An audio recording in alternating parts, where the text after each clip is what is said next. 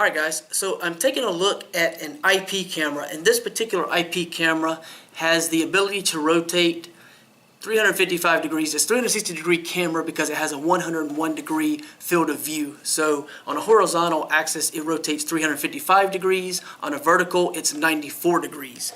Now this is the box that it comes in, so nothing too flashy or fancy. We'll set that over here out of the way.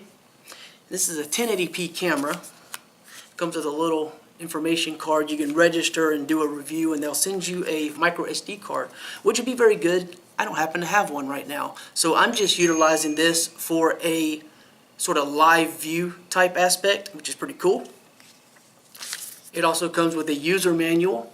They make the setup process on this camera extremely easy. You basically just open the app and follow the steps, and it has a little like QR code, and you set it in front of the camera. You wait for the beeps, according to what it tells you. Input the password when it tells you.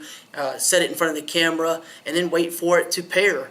You need to make sure it's on a 2.4 gigahertz, your phone, because that's what the camera works on, network, as opposed to a 5 gigahertz network. If your phone is on the 5 gigahertz network, it's not going to match up and be on the same network. So that's going to cause an issue when you try to initially pair the device. So you have to keep that in mind.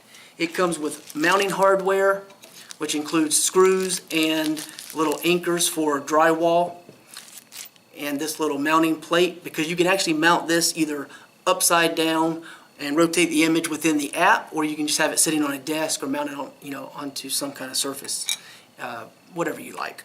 So this is the camera itself. It's very small, and I think that I have the motion detection, so I think the camera is freaking out right now and hitting my phone. So you have a right-angled micro USB. There's also a reset hole and a reset button. You basically have to get a paper clip. There's no reset tool included, and you have to hold that down until you hear a sound. In the event you need to set this up and you make a mistake, or you have to stop and start again, you may want to do that. There's an indicator light on the front, and that's going to allow you to know what's going on. So right now it's a white light. That could be turned off and on within the app. It will be red and flashing during setup.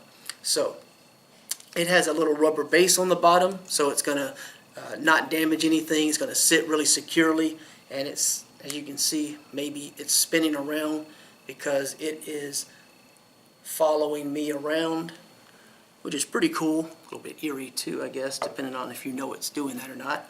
It is a micro USB connection, so you could utilize your own cable if you needed to, but included with this is an actual wall charger. So hopefully you can see that over there. It's a little wall charger. You can plug that in. It's kind of like with your phone. For the micro SD card slot, that's actually located up under the camera. So you're going to have to get the camera and tell it to rotate itself upward to insert the actual SD card into the slot that's up under this camera. Still a little bit awkward even when it's fully all the way back, so it's a little bit hard to get to. Not super hard, but a little bit hard to get to. Maybe somebody with really large fingers may run into some problems.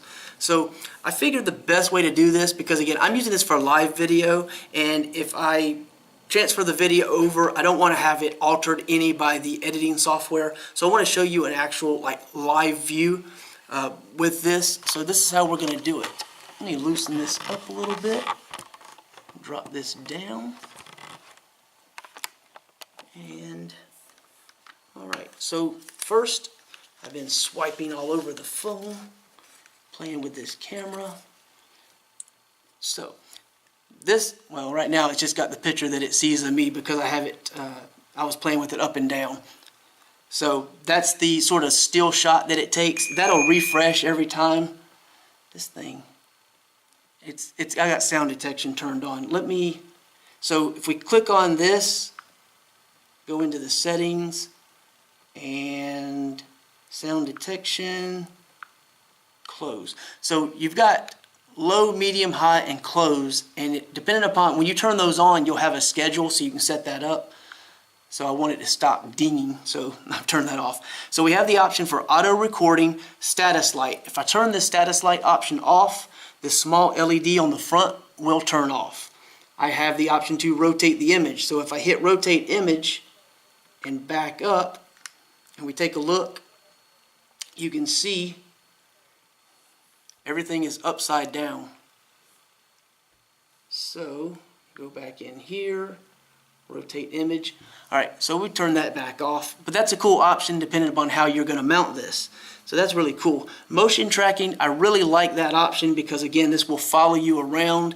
As you can see, the camera, it's following my hand. I don't know how well you can see that turning. So it's not super fast, but it is adequate. It's super quiet, so when this thing rotates, you can barely hear it. That's really good because with some cameras, they're quite noisy. And this camera is way, way more affordable.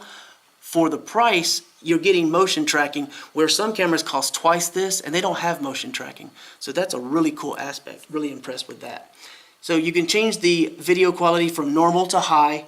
You can turn the motion detection off and on and adjust the sensitivity on 3 different levels. Again, when that is turned on, you will have the option to set up sort of a schedule. So if I turn that on real quick, you can see Monday through Sunday, and you can see the different times. And if I go into it, I can actually set the times. You see, that is what a push notification looks like when it actually detects motion. So let me back this up and turn that back off. Bring that down. So motion detection, I'm going to swipe that away. So that's pretty cool that it has that option as well. Sound detection, same type thing we just talked about. Storage, you have the option of using the SD card and having a loop or non-looped recording. Obviously, again, I'm not using it in that capacity. Probably won't because I have other cameras that I'll utilize that are recording. I'll probably use this just because of the motion tracking aspect. For the live aspect, probably play with the dog that way. Keep track of him, or maybe, you know, if someone did come in that's not supposed to be there. So you have your option to subscribe for the cloud service, and you have your SD card, your format SD card, all that's available here. You have camera sharing, so if you wanted to actually share this with other people, you have that option. Camera information, I'm not going to click on that. It shows the email and everything, but it will show you the email, the IP address, give you the option to update the firmware, which I have done. And that was very simple because it will prompt you to do that when you open the app, and it will give you the option to go into that camera information and optionally update it manually there by clicking update, and then you just have to wait. It takes 3 to 5 minutes roughly, and you'll see it say updating. You'll know when it completes. You have the remove camera and reset to factory settings option here. So all those are available. So let me back out here. You have your record, your camera, take a picture, you have your mic and your speaker, which the speaker is muted now. If I unmute that, you'll hear a lot of feedback because of the proximity. But what I want to do is put this here, and if I swipe on this, you can see the camera moving, you can see the picture moving. And I'm glad the lights went off because, as you can see, this is what it looks like when it's dark. It doesn't appear to have an automatic night vision mode, although I thought that it did. I thought that the listing stated that it did, but I may have misread or misremembered that from looking at other cameras. But it doesn't appear to have any kind of a camera mode. I've tried to put this in completely dark environments, shield the camera completely, and it doesn't seem to flip or do anything.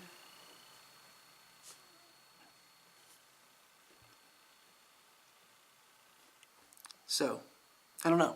Let me move around in the room here. All right, the lights are on an automatic. So you can see what the actual camera looks like.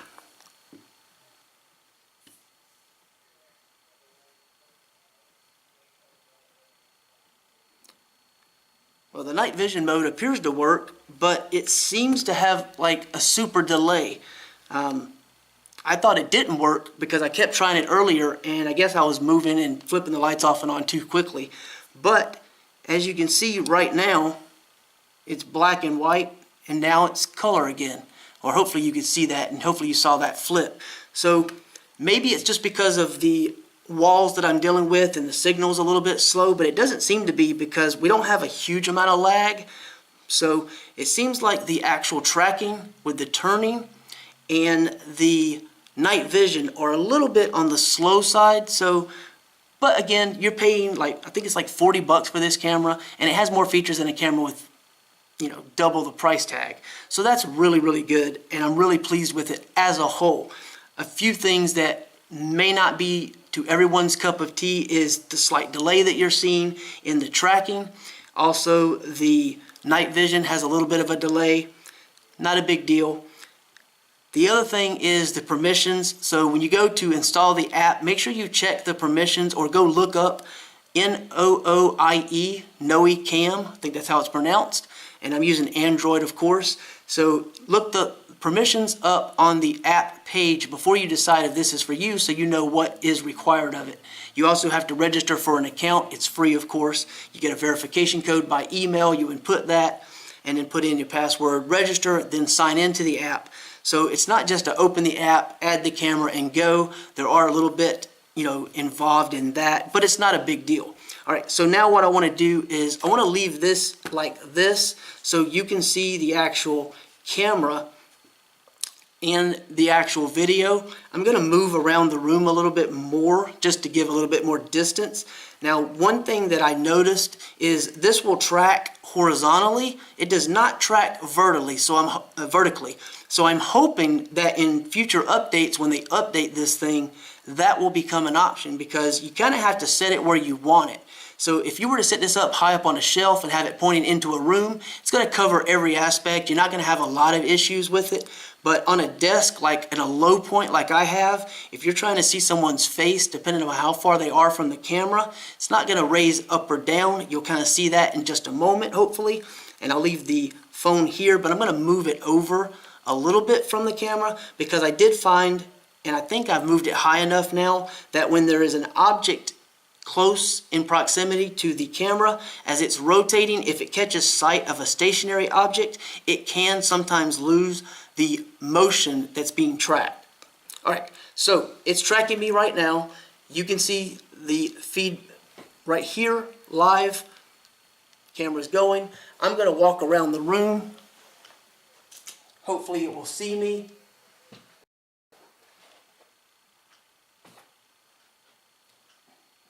I will go over here and turn the lights off, and we'll see how that works.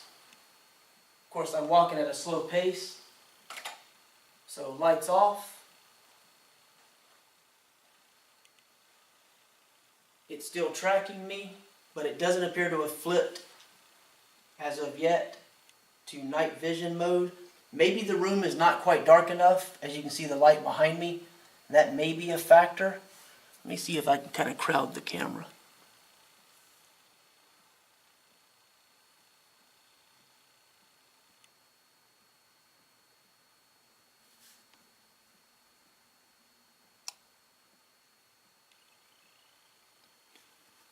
All right, so I was able to turn on that by getting closer to it. So obviously darkness is definitely required, and there's just too much light to get it to flip, or it's just very slow, one or the other. So let me stand back up, move further away. We'll see if it flips back automatically to the daylight. And I just heard it click. So I assume it's about to flip back to daylight mode.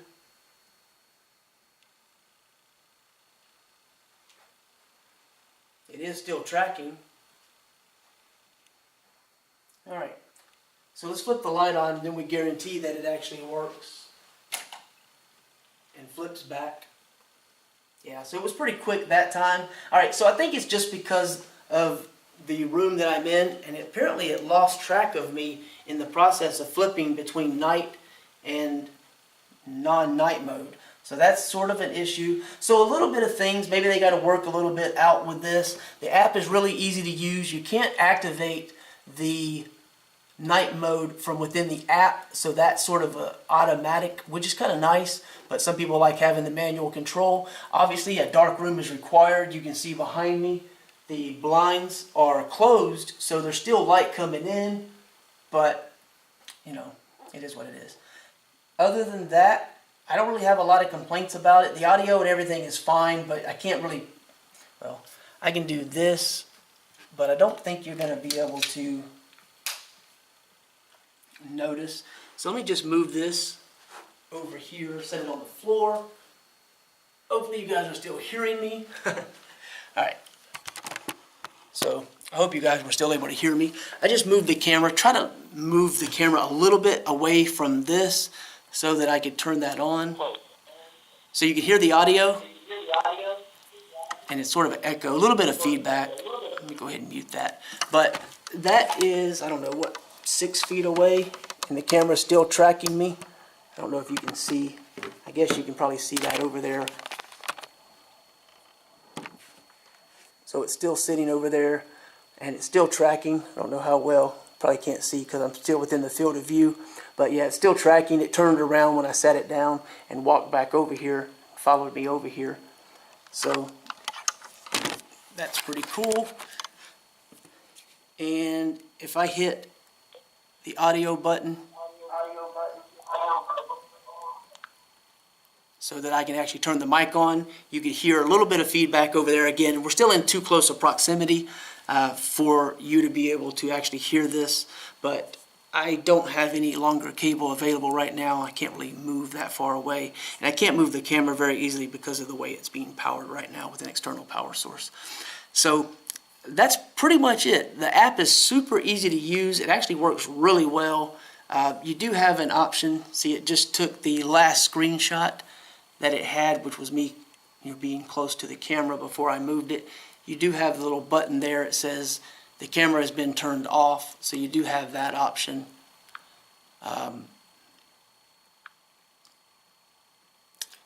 There is a menu button with the little menu here. So if you click on that, you basically have inbox, app settings. The app settings basically let you look at the terms of service, the privacy policy, the about, and you can clear the cache for the app. So nothing major as far as the app setting goes. You can go to the help section if you need some assistance. You probably won't. It's pretty easy to use. You can change your profile picture, password, and stuff like that through the top user accessible setting. And then you have the inbox. The inbox is going to let you go to system messages. There's nothing there right now, so I suspect that would be if there was an update or something maybe that you haven't done, I don't know, some kind of error with the camera, because here, or I don't know, I haven't seen any messages pop up. But if I click on Office, then I get all of the different alerts like motion and sound detections you can see here. And obviously if I click on those, it will say please subscribe cloud service or insert a micro SD card. So if I had a micro SD card available, sadly I just don't have a spare one right now, I would be able to do something with this. And also from here I do have a setting option. I can change motion and sound detection here.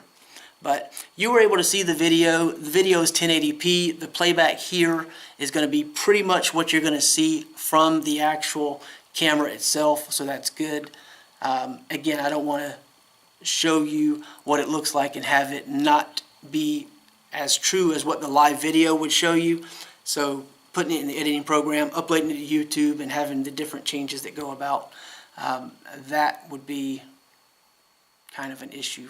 So it would alter things a bit. But like I say, you can look at the different motion and sound detection through here if you wanted to. After it, there's a timestamp. I didn't see an option to change the time. As you can see, it's 24 as opposed to 12-hour. So hopefully, again, more settings will become available with more updates. And that's pretty much it. For the price, I think it's a really good camera. The quality is good. The audio seems to be good. I love the motion tracking, although I'm not certain that it's going to be able to always keep up with the fastest amount of motion. It's a little slow in some aspects, as you saw. Again, all of this thing, things I've talked about that are negative for the most part, could be fixed with some updates. So I guess we'll see how that goes with time. That's pretty much it, though. Hopefully you found this useful. You can check out the link below. You can read more about this. That's it. Thanks for watching.